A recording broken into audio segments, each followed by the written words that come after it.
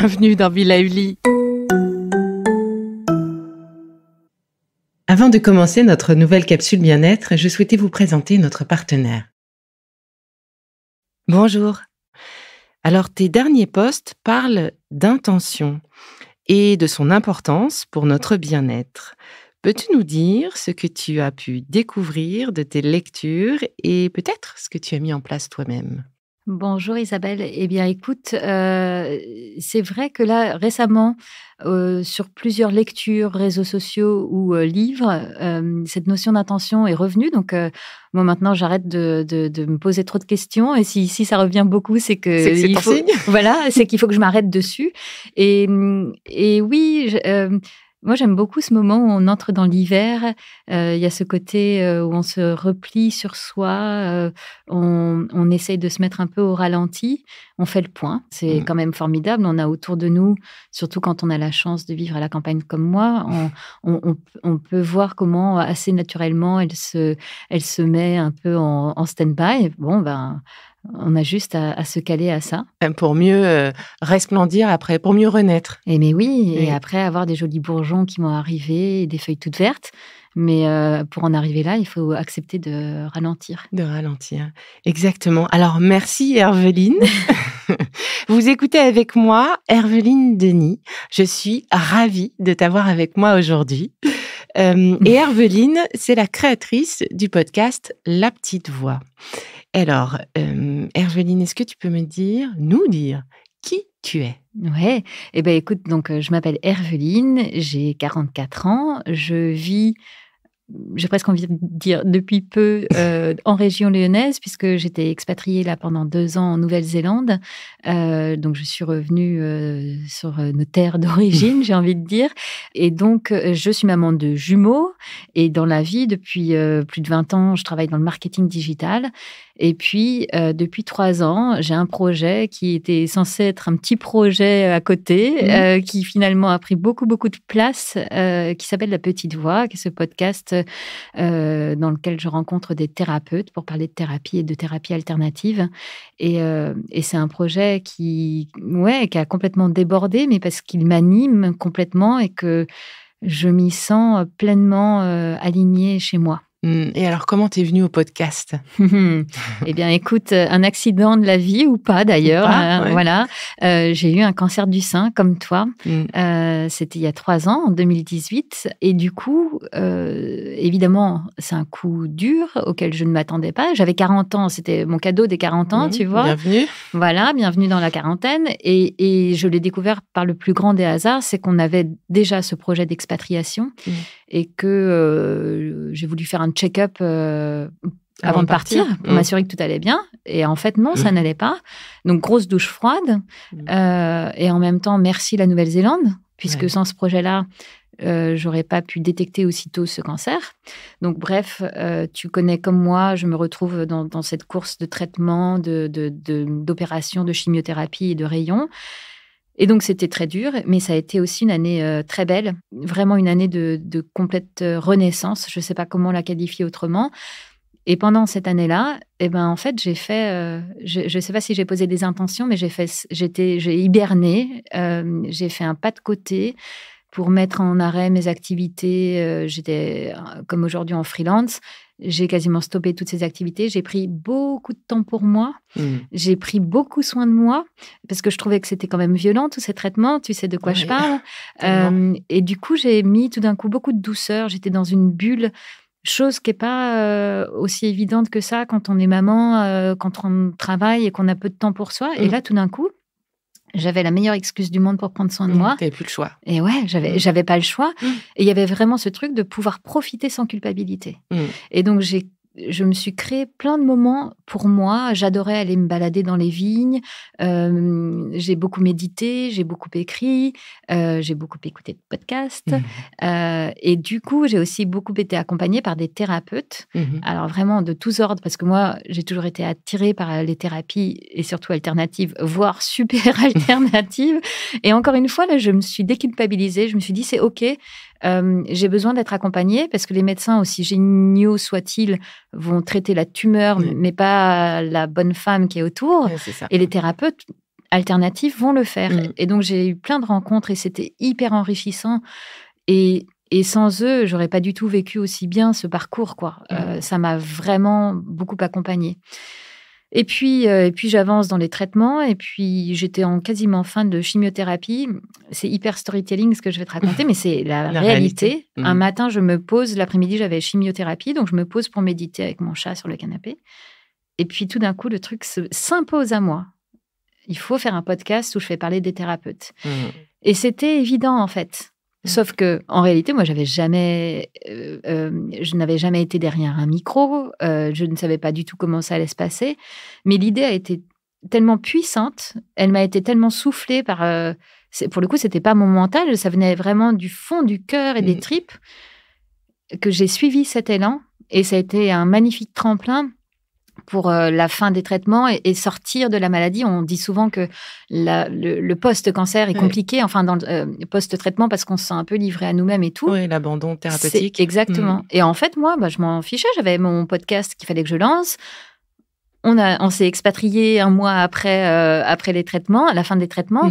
Donc voilà. Et c'est comme ça qu'est née la petite voix. En fait, elle m'a été soufflée pendant les traitements. Et vraiment, j'allais dire, je remercie le cancer, mais ouais, en fait, ça m'est venu avec le cancer. J'aurais jamais créé cet espace-là en moi s'il n'y avait pas eu le cancer. Et ça m'a permis d'accéder à ça et de découvrir vraiment un truc dans lequel je me sens tellement heureuse et tellement bien. Et donc, la petite voix, ce nom de ton podcast, ça vient de là, tu penses ? Ouais. Ben oui, parce qu'en fait, c'est vraiment ma petite voix qui me l'a soufflé. Merci, la petite voix. Ouais, je ne sais pas comment le dire autrement.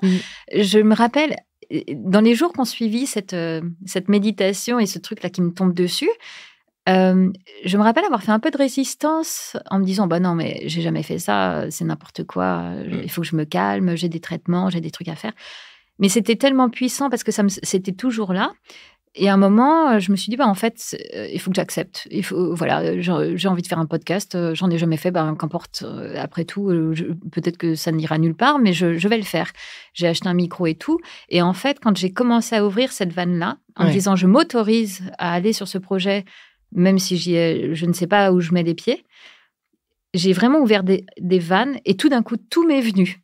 Et je me revois la nuit, je cogite. C'est même pas que je cogitais, c'est qu'en fait, les informations me venaient et je savais exactement ce que je voulais faire. Pour le coup, j'avais une super liste de thérapeutes à interviewer. J'en avais vu plein, donc je savais qui je voulais aller voir. Je savais quel type de questions je voulais poser. Je commençais à imaginer le générique et tout ça. Et donc, je commençais à réfléchir au nom. Le tout premier nom que j'avais en tête, c'était les bonnes ondes. Voilà. Mais je sais pas, ça collait pas plus. Et puis tout d'un coup, la petite voix est venue, mais alors là, c'était fini. Mais tout. On le sait, ça, en général, quand c'est le bon. Ouais. Et tout avec cette petite voix, quand j'ai commencé à ouvrir la vanne, tout est venu. Voilà. C'est venu à moi, en fait. C'est pas moi qui ai travaillé. J'ai juste été comme un canal, en fait. J'ai reçu ça et je l'ai mis en œuvre, mais ça venait d'au-delà de moi. Au-delà de toi. Oui, mais c'est souvent comme ça quand on fait attention aux petits messages de la vie. À partir du moment où on décide de prendre une direction, si c'est la bonne direction, les choses sont faciles. Disons que ça se présente à nous. Oui. Et si on choisit une autre voie, on a le droit aussi de le faire. Ça peut être parfois un peu plus compliqué. Oui, absolument. Donc, la petite voix est née. La petite voix a dû évoluer. Donc, depuis 3 ans aujourd'hui, ça n'est pas que du podcast, la petite voix, il me semble. Ouais, t'as raison. Parce que donc, moi, quand j'ai lancé la petite voix, ça me plaisait beaucoup, mais c'était vraiment quelque chose que je faisais à côté de mon travail, à côté de ma vie de famille. Mais comme je le disais tout à l'heure, ça a pris beaucoup, beaucoup de place. J'ai aimé... Je me sens bien, quand je fais ça. Je me sens à ma place. Et du coup... J'ai résisté longtemps, parce qu'il y a eu bien 2 ans et demi de podcast où je faisais ça à côté, en continuant par ailleurs de faire du marketing digital sur des sujets très business, etc. Et il y a eu un moment, là, l'année dernière, j'ai senti que ça coinçait, que ça n'allait plus, que j'étais plus raccord. Là, voilà. Et comme je tends mon micro à des thérapeutes qui me racontent leur parcours de vie et qui me disent à quel point il y a eu des moments difficiles où ils ne se sentaient pas alignés, qu'ils étaient malheureux dans leur boulot, qu'il y avait un problème de quête de sens et tout ça. Et voilà, les questions ont fini par se retourner contre moi, j'ai envie de dire. Et je pouvais plus ignorer, en fait, cette question-là. Je voyais bien que là où j'étais heureuse, pleinement heureuse, c'était derrière mon micro, avec mes invités et à faire cette petite voix. Donc, j'ai passé le cap, là, cet été, de me dire, OK, puisque c'est comme ça, je ralentis beaucoup cette activité de freelance en marketing digital. En gros, je garde les clients les plus sympas. Oui, c'est une belle façon de... Puisque je m'offre cette possibilité de choisir, je garde ces clients avec lesquels c'est vraiment agréable de bosser. Et par ailleurs, je libère du temps, du vrai temps pour la petite voix. C'est-à-dire que c'est plus un truc de soir, de week-end, voire parfois de nuit. C'est un vrai projet. Alors certes, je pars de zéro, mais je réfléchis à comment je vais le développer. Et donc, effectivement, la petite voix, c'est d'abord un podcast, mais plus seulement. Par exemple, je propose maintenant des ateliers sur Zoom 1 fois par mois avec mes invités. Et ça, moi, j'adore parce que je ne sais pas pour toi avec tes invités, mais moi, j'aime mes invités et que c'est pas juste des rencontres, on n'est pas sur un truc d'abattage industriel, style allez, passe au suivant et tout ça. Non, moi, c'est des coups de cœur. Voilà, on se comprend. Et du coup, je suis heureuse de pouvoir prolonger l'échange avec mon invité, de se dire, tiens, est-ce qu'on n'organiserait pas un atelier ensemble où on va parler d'un sujet qui te touche pour accompagner les gens, etc. Là, j'en ai déjà fait 3, bientôt 4, et je me régale parce qu'il y a cet échange en amont avec mon invité et parce qu'il y a la rencontre avec les auditeurs et surtout, les auditrices quand on fait l'atelier et qu'on est ensemble sur Zoom, quoi. Et c'est des moments très intimes, très privilégiés. Et donc ça, et très concret. Et alors ça, c'est le début de ce que sera la petite voix. J'ai mis l'idée. J'arrive pas, il faut que je me canalise. J'ai envie de faire plein de choses. Donc là, j'essaye de m'organiser et voilà, mais voilà, tout ça n'est qu'un début. J'ai envie de faire plein d'autres choses et ça va venir dans les prochains mois. Tu nous fais du teasing là, petit à petit, vraiment des nouvelles choses. Va falloir écouter la petite voix pour savoir ce qui se passe après. Et oui, on peut faire le lien, du coup, cette naissance de la petite voix avec cette importance de s'ancrer, l'importance de se recentrer sur soi, prendre ce temps-là. Alors, je rappelle, c'est la saison pour le faire. Mais au-delà de la saison, essayer de souffler dans nos vies à 300 à l'heure, de prendre ce temps, de vérifier. Donc, tu disais, est-ce que ce que je fais est aligné? Est-ce qu'il n'y a pas autre chose qui pourrait mieux me convenir? Et se poser ces questions-là, c'est important. On voit souvent, je discutais avec Julien, un pote, lors de une soirée la semaine dernière, qui me disait, c'est fou le nombre de personnes qui font des choses pour gagner leur vie ou pour plus gagner leur vie et ne prennent jamais le temps de se poser pour se dire, mais est-ce que c'est bien pour moi? Est-ce que c'est bien pour ma famille? Et ces questions-là, elles sont essentielles. Mais elles font parfois peur, donc c'est pour ça qu'on les évite, mais ça nous arrive dans la figure. C'est un peu comme cette image qu'on peut renvoyer sur les réseaux sociaux d'un truc où on est, ça y est, on a trouvé notre point d'achèvement, c'est formidable, et puis on n'est jamais stressé, et puis on n'est jamais surmené. C'est pas vrai, mais c'est tellement pas vrai. Et d'ailleurs, tant mieux, parce que c'est la vraie vie qui nous... c'est parce qu'on est dans ces situations-là, inconfortables et tout ça, qu'on se rappelle tous ces bons enseignements en disant « Oh merde, ok, là, il faut que je manque 3 secondes. » Je m'assieds, je respire. Juste prends le temps de respirer. C'est ça. Oui, complètement. Oui, on est imparfait, heureusement. Voilà, et c'est la vraie vie, en fait. Parce que la vraie vie, sinon, il faudrait vivre dans un ashram en Inde et comme ça, c'est ok. Et je suis pas sûre que ça me plairait, moi, en vrai. Non plus, ça me ferait suer. Voilà. Donc... la vraie vie, c'est d'avoir à la fois cette conscience-là, cette ouverture. C'est la conscience. Je pense que c'est la conscience presque, c'est le premier truc. Exactement. On en a conscience et pour autant, on tombe dans les travers à chaque fois. Voilà. Et c'est pas grave. Ça fait partie du jeu. Oui, c'est ok. Et c'est comme ça. Mais comme ça, on sait mettre le doigt dessus et donc essayer de remettre les choses correctement. Moi, je suis nutritionniste. C'est pas pour autant que je mange pas de Nutella. J'adore ça. Comment ça? Oui. Et il y en a aucune. Je suis désolée, il y en a aucune qui est capable d'avoir le même goût. Ou alors, il faut me les envoyer, je les teste. Mais pour l'instant, j'en démords pas. Un bon burger avec des bonnes frites. On est tellement d'accord. Voilà. Donc, tout ça, c'est avec les contradictions. Et tout ça fait partie d'un tout. Et c'est pas parce que je me fais plaisir avec un burger que je fais n'importe quoi. Voilà. Et ouais, c'est ça. C'est OK. On vit avec ça. On vit avec ça et Ouais. je vis très bien d'ailleurs.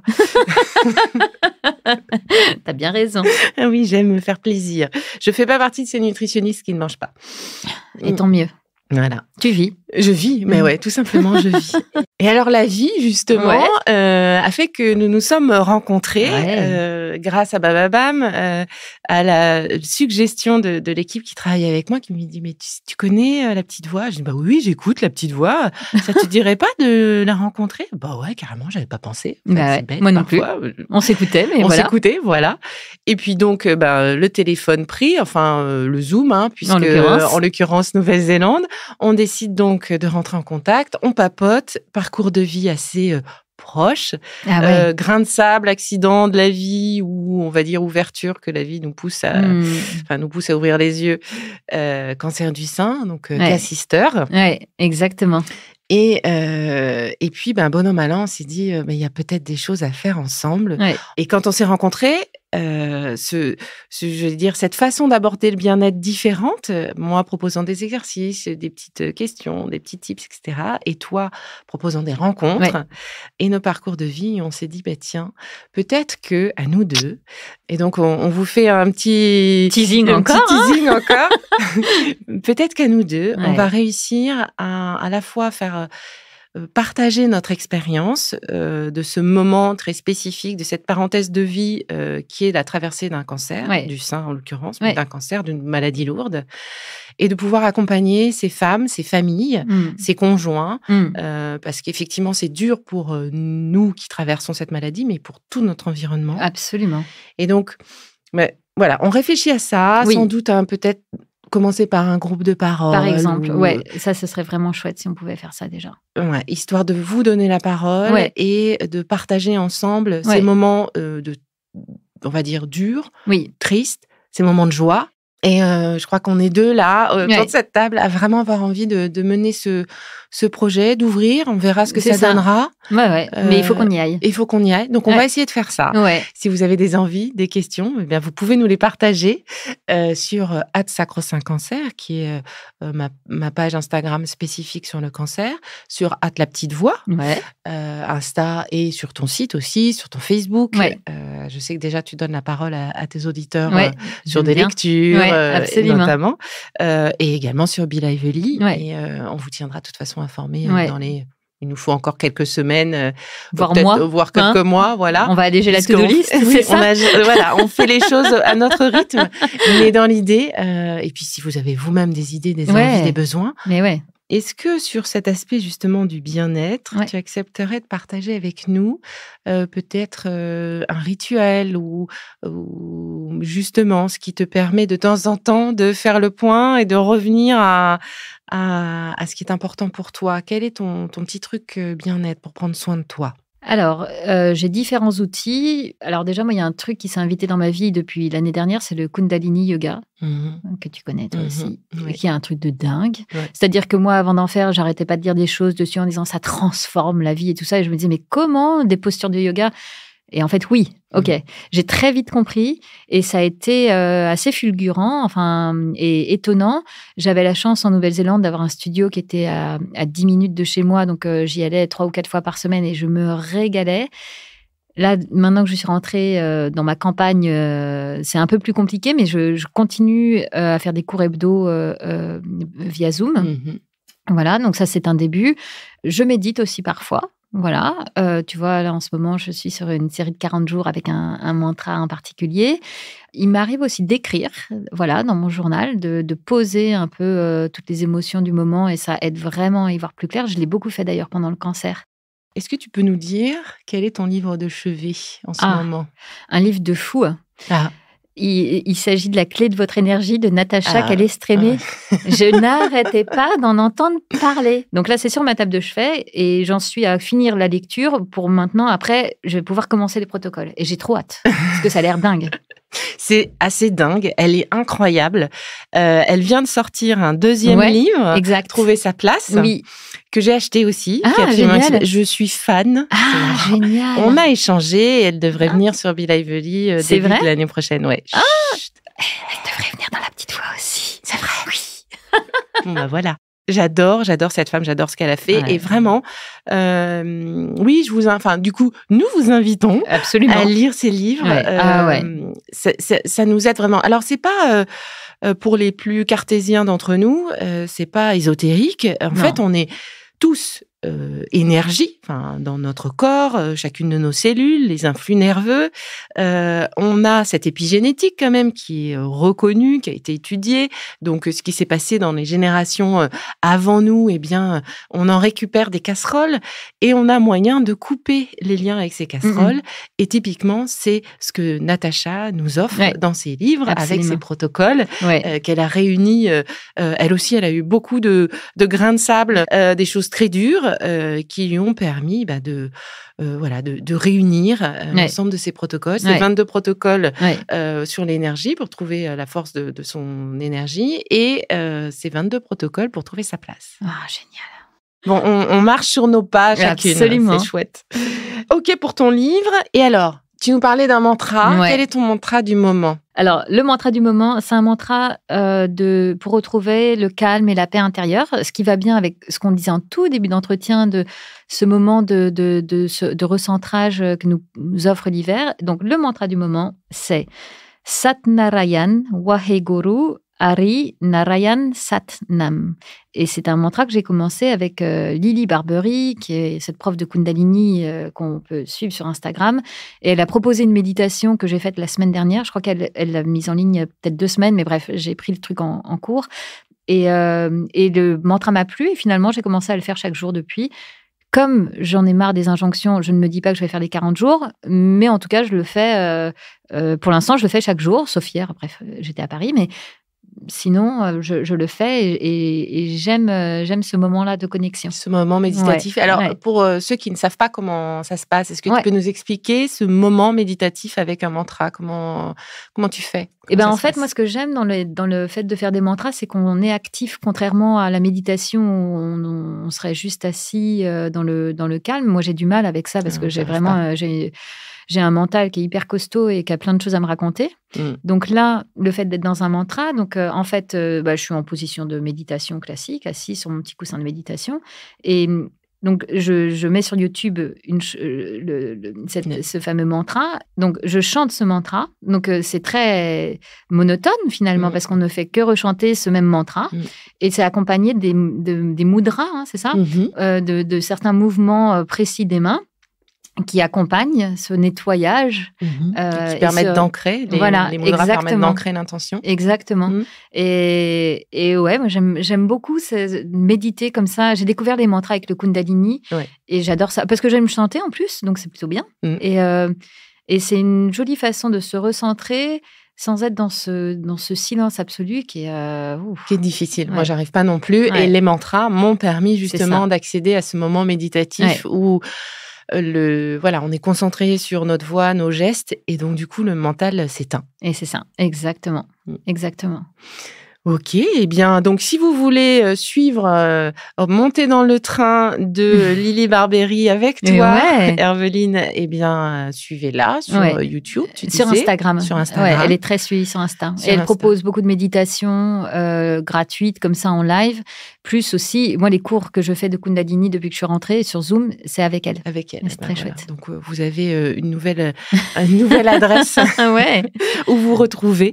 Et je crois qu'on va s'arrêter là. Merci beaucoup, Herveline, pour ce moment avec toi. Merci à toi. Et merci à toi de m'avoir invitée dans les studios de Bababam, puisque c'est la première fois que j'enregistre en studio, tu vois. Donc, c'est très chouette. C'est sympa aussi. Et c'était chouette de te rencontrer aussi, en vrai. Oui, en vrai, exactement. Parce que ça fait plusieurs mois qu'on papote à distance, mais ça facilite aussi, parce qu'à Nouvelle-Zélande... je serais bien venue te voir, mais... Ça aurait été avec plaisir, mais là, c'était un peu compliqué avec le Covid.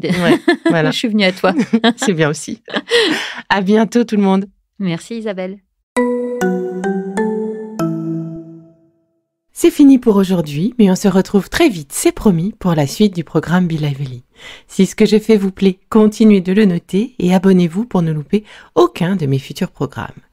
Et entre chaque podcast, vous pouvez aussi me retrouver sur mon compte Instagram @BeLivelyLife, parce que la vie se vaut d'être vibrante. Et en attendant la prochaine capsule, surtout, continuez de prendre soin de vous, car c'est bon pour tout le monde.